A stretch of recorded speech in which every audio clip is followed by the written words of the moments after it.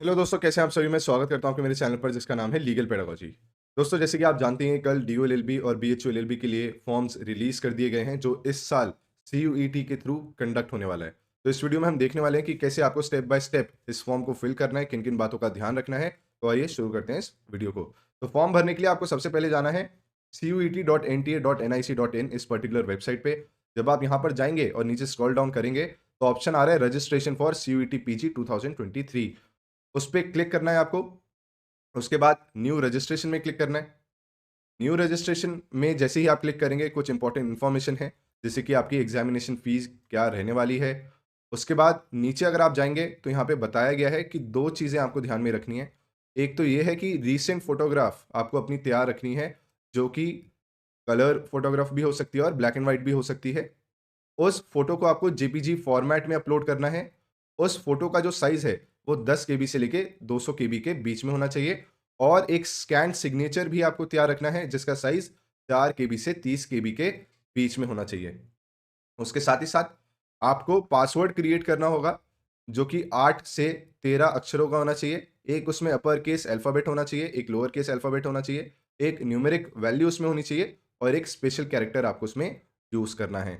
उसके बाद एक बात और ध्यान रखिएगा कि जो भी मोबाइल नंबर आप ईमेल आईडी डालेंगे वो बहुत ज़रूरी है, क्योंकि बाद में कुछ भी चीज़ें आपको रीसेट करनी होंगी तो उसी पे ओटीपी आएगा। तो ईमेल आईडी और मोबाइल नंबर वही दें जो आप बाद में आपके पास सुरक्षित रहे। उसके बाद ये सब पढ़ने के बाद आपको यहाँ पे क्लिक करना है I have downloaded the information bulletin, click here to proceed. उसके बाद रजिस्ट्रेशन के लिए आपको ये सारी डिटेल्स भरनी होंगी। मैं हाइपोथेटिकली आपको एक फॉर्म भर के दिखा रहा हूँ, जिससे कि आपको कहीं पे भी कोई डाउट ना रहे।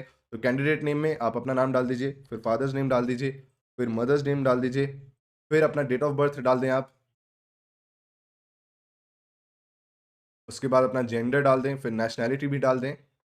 उसके बाद यहाँ पे आपसे एक आइडेंटिटी प्रूफ माँगेगा।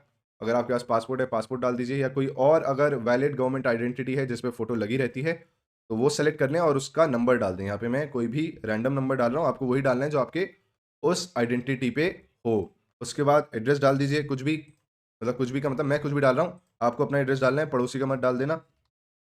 लोकेलिटी डाल दो, कंट्री में इंडिया सेलेक्ट कर लो। उसके बाद स्टेट में जिस भी राज्य से आप आते हो वो सेलेक्ट कर लें। फिर एक और ऑप्शन आएगा, कहाँ गया? ये रहा डिस्ट्रिक्ट का। डिस्ट्रिक्ट आप सेलेक्ट कर लो, फिर आपका जो पिन कोड हो, आप वो डाल दें उसमें। फिर यहाँ पर वो ही मोबाइल नंबर डालें जिस पे ओटीपी आता है और जो आप बाद में आपके पास रहने वाला है। उसके बाद ईमेल एड्रेस डाल दीजिए।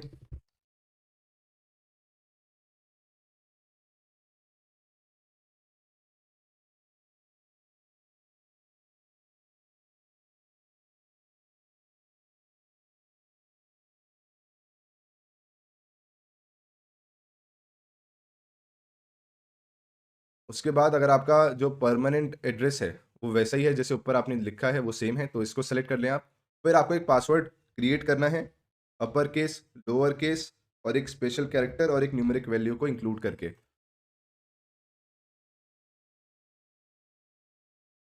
उसके बाद एक सिक्योरिटी क्वेश्चन आप सेलेक्ट कर लो। सिक्योरिटी क्वेश्चन आपकी हेल्प में आएगा जब आप सारी चीज़ें भूल चुके होंगे, तो यहाँ से आप रिट्रेस कर पाओगे। तो मैंने सेलेक्ट किया what is your neighbours pet name. वहाँ पे आपको नाम डालना है उसका, जो कि बाद में भी आपको याद रहे, ठीक है। उसके बाद ये जो सिक्योरिटी पिन है, तो यहाँ पे डालना है और फिर सबमिट करना है, ठीक है। अभी आपसे कह रहा है कि जो भी इन्फॉर्मेशन आपने यहाँ पे भरी है उसको आप फिर से एक बार पढ़ लें, देख लें और फिर यहाँ पे वेरीफाई करते रहें कि नाम सही है, फादर नेम सही डाला है, मदर नेम सही है, डेट ऑफ बर्थ सही है, जेंडर सही है, एड्रेस सही है, मोबाइल नंबर सही है, ईमेल आईडी सही है। तो ये सब सेलेक्ट करने के बाद आपको आई एग्री पे दबाना है और सबमिट एंड सेंड ओटीपी। अब आपके पास ओटीपी आएगा एक।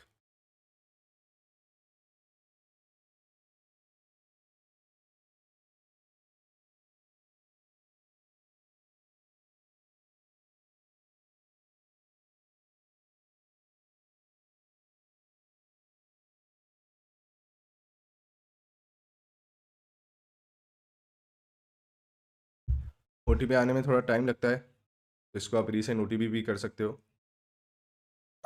ठीक है। उसके बाद आपके पास ओटीपी आ जाएगा, ओटीपी आप डाल दीजिए जो भी आपके पास आया हो,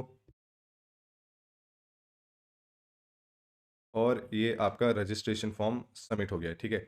तो ये जो एप्लीकेशन नंबर है, इसको आप ज़रूर नोट डाउन कर लें, ठीक है? ये एप्लीकेशन नंबर बाद में आपको चाहिए होगा, तो इसकी आप फ़ोटो खींच के रख लें बल्कि, कि बाद में आप भूल ना जाएँ कि आपका एप्लीकेशन नंबर था क्या। उसके बाद अगर आप अभी फॉर्म पूरा कंप्लीट करना चाहते हो, तो कंप्लीट एप्लीकेशन फॉर्म में क्लिक कर दो। अब पर्सनल डिटेल दोबारा भरनी है, तो ये सब भरी हुई है पहले से ही। यहाँ पे जो-जो नहीं है उसको भर लो कि आप कौन से डोमिसाइल है आपके पास, स्टेट का कौन सी डोमिसाइल है। कैटेगरी क्या है, जनरल कैटेगरी के हो, एससी कैटेगरी है, एसटी कैटेगरी है, ईडब्ल्यूएस है, ओबीसी है। तो मैंने यहाँ पे जनरल सेलेक्ट कर लिया है। आप पीडब्ल्यूडी अगर आप किसी डिसेबिलिटी से जूझ रहे हो या नहीं जूझ रहे हो, तो वो यहाँ पे सेलेक्ट कर लो। स्पोर्ट्स कोटा क्लेम कर रहे हो, वो यहाँ पे सेलेक्ट कर लो। उसके बाद एक्स सर्विसमैन के बच्चे हो आप, वो यहाँ पे सेलेक्ट कर लो। आपकी फैमिली इनकम क्या है, वो आपको यहाँ पे सेलेक्ट करनी है। चिंता मत करिए, मोदी जी आपके पास कोई नहीं भेजेंगे, जो जेन्युइन हो फैमिली इनकम वो सेलेक्ट कर लेना आप। उसके बाद यहाँ पे क्या रिलीजन है आपका, वो आप सेलेक्ट कर लें। अभी आप एम्प्लॉयड हैं या अनएम्प्लॉयड हैं, वो सेलेक्ट कर लें। कश्मीरी माइग्रेंट हैं या नहीं हैं, वो यहाँ पे सेलेक्ट कर लें। उसके बाद फिर से यहाँ पे सिक्योरिटी पिन माँगेगा, इसको फिर से आप टाइप कर दो एंड सेव एंड नेक्स्ट कर दो, ठीक है? उसके बाद पूछेगा कि आपके पास आधार नंबर है, मैं यहाँ पे नो डाल रहा हूँ क्योंकि फिर वरना मेरे को बाकी फॉर्मेलिटीज़ पूरी करनी होंगी। आप येस डालना, आपके पास आधार नंबर होगा, तो आप येस डालना, फिर इसको सबमिट कर देना। मैंने भी येस ही सेलेक्ट कर दिया है, ठीक है?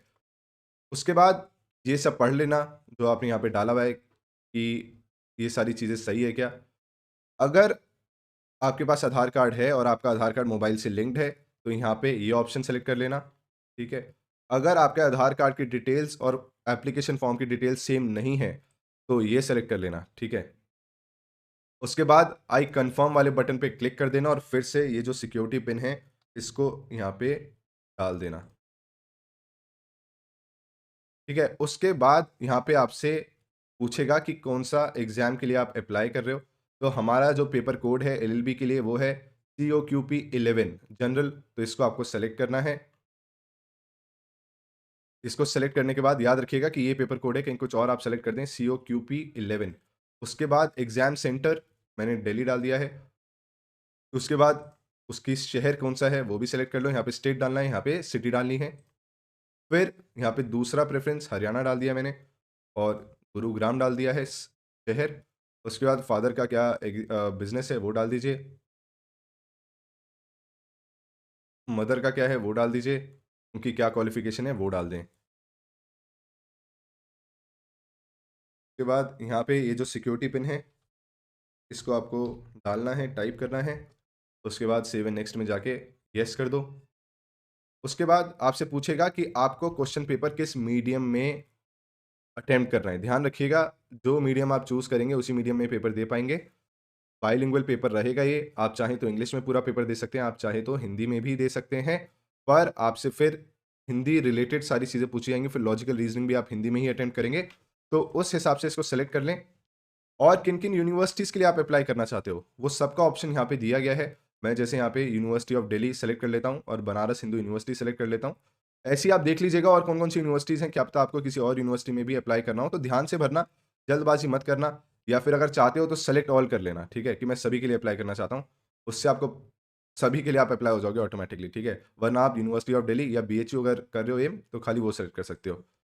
फिर यहाँ पे आके आपको इस सिक्योरिटी पिन को डालना है और फिर सेव एंड नेक्स्ट करना है, ठीक है? जब आप ये कर दोगे तो अब यहाँ पे बाकी डिटेल्स आपको भरनी है, इसके आगे मैं नहीं जा रहा हूँ, वो ईज़ी है आगे वाली चीज़ें, वो सब ईज़ी है जो आपको भरना है।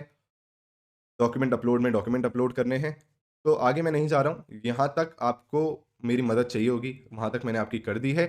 इसके बाद आपका काम क्या है कि अगर आपको इसके अलावा कोई डाउट आए तो कमेंट सेक्शन में बता दें और अगर इस वीडियो को अभी देख रहे हैं तो वीडियो को ज़्यादा से ज़्यादा लोगों तक पहुँचा दें, वीडियो को लाइक करके ज़रूर जाएँ। Thank you so much.